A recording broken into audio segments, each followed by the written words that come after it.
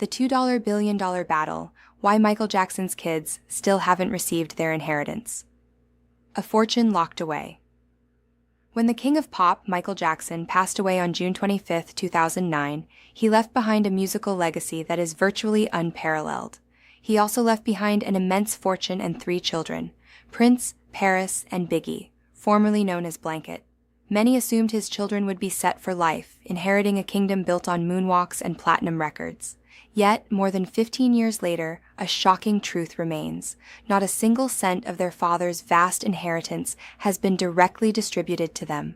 The reason is a complex, multi-billion-dollar legal saga involving the Jackson estate and one of the most powerful entities in the United States, the Internal Revenue Service, IRS. While Michael's children are far from destitute, the full measure of their father's legacy remains tantalizingly out of reach, tied up in a bureaucratic and legal knot that has taken over a decade to even begin to unravel. This is the story of a fortune that grew exponentially after death, a family fractured by disputes, and the sad, complicated reason why the King of Pop's heirs are still waiting.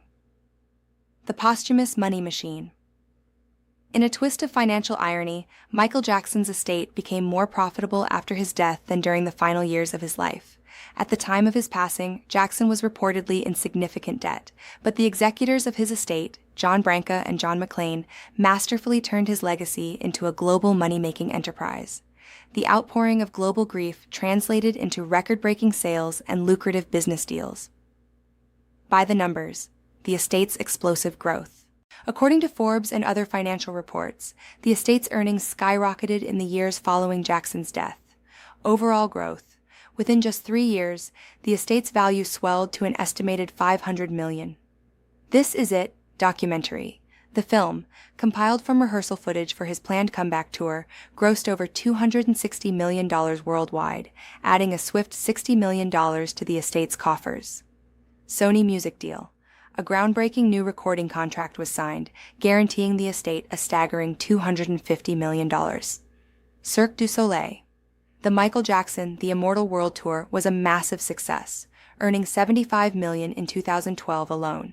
Today, the estate is estimated to be worth well over $2 billion, a testament to the enduring power of Michael Jackson's brand. The IRS showdown, a battle over value. With all this money flowing in, why the delay? The primary obstacle is a monumental tax dispute with the IRS. When a person dies, their estate must pay taxes on its total value at the time of death. The Jackson estate and the IRS had wildly different opinions on what that value was. The core of the disagreement centered on the value of Michael Jackson's name, image, and likeness. At the time of his death in 2009, Jackson's reputation was tarnished by years of legal battles and public scrutiny. The estate's lawyers argued that his commercial appeal was at an all-time low, valuing his image and likeness at a mere $2,105. The IRS, however, took a much longer view, anticipating the posthumous boom. They initially valued his likeness at a colossal $161 million. Key point of contention. The total valuation submitted by the estate was around $7 million. The IRS countered with a tax bill based on a valuation of over $1.1 billion, demanding approximately $500 million in taxes and an additional $200 million in penalties. This massive discrepancy triggered a years-long legal battle in U.S. tax court. In a major 2021 ruling, a judge sided closer with the estate, though not entirely. The court determined that Jackson's image and likeness were worth $4.2 million at his death, a far cry from the IRS's $161 million claim, but significantly more than the estate's initial figure. While this ruling was a major step forward, the final tax liability, including interest and penalties, is still being calculated and settled. Until that final number is paid and the IRS officially closes its case, the estate cannot be finalized, and the assets cannot be distributed to the beneficiaries' trusts. The king's will, who gets what? Michael Jackson's final wishes were laid out in a 2002 will. It was a clear and decisive document that established the Michael Jackson Family Trust as the sole beneficiary of his estate. The will meticulously outlined how his fortune should be managed and distributed, and perhaps more importantly, who was left out. The beneficiaries, Catherine Jackson, Michael's beloved mother, Catherine, was allocated 40% of the trust's assets for her lifetime. Upon her passing, her share is to be distributed among Michael's children, Prince, Paris, and Biggie Jackson. His 3 children were designated to share the other 40% of the trust. Charity. The remaining 20% of the estate was earmarked for various children's charities. One of the most talked about aspects of the will was the exclusion of his father, Joe Jackson, and all of his siblings, including Janet, Jermaine, and the rest of the Jackson Five. His ex-wives, Lisa Marie Presley and Debbie Rowe, were also not included. The will contained a stringent no-contest clause, stipulating that anyone who formally challenged the will would be disinherited. This didn't stop Joe Jackson from trying, but his claim was swiftly rejected by a judge in late 2009 who honored Michael's explicit wishes. Family feuds and financial support. The legal wrangling hasn't been limited to the IRS. In a more recent development, a rift appeared between Biggie Jackson and his grandmother, Catherine. According to Billboard, Biggie filed a motion to block the estate from using its funds to pay for Catherine's legal fees in an ongoing appeal related to the estate. This move highlights the complex dynamics at play, even among the designated beneficiaries. Despite the inheritance being locked up, it's crucial to understand that Jackson's children are not struggling. Public court records show that the estate provides significant financial support for the children and their grandmother.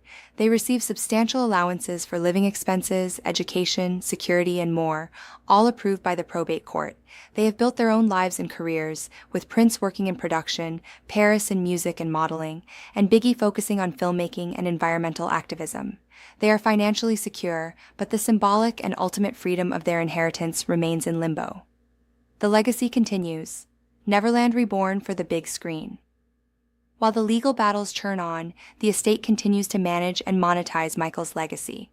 The next major project is a highly anticipated biopic, simply titled Michael, set for release in April 2025. The film will star Michael's own nephew, Jafar Jackson, in the leading role. In preparation for the film, the estate has undertaken a massive renovation of Jackson's infamous Neverland Ranch. The iconic Fantasyland, which Jackson abandoned after a 2003 police raid related to child abuse allegations, had fallen into disrepair. Now, its whimsical attractions, like the carousel and circus tent, have been restored to their former glory. The ranch, sold in 2020 for $22 million, is being used as a primary filming location. This project is not without controversy. Since the film is funded by the very estate that protects Jackson's image, critics worry it will present a sanitized version of his life, potentially ignoring or downplaying the serious allegations that dogged his later years. Nevertheless, it represents a massive investment by the estate, banking on another blockbuster to further cement the King of Pop's story in cultural history. The final word, still waiting. The saga of Michael Jackson's inheritance is a cautionary tale about the complexities that follow even the most legendary figures after their death.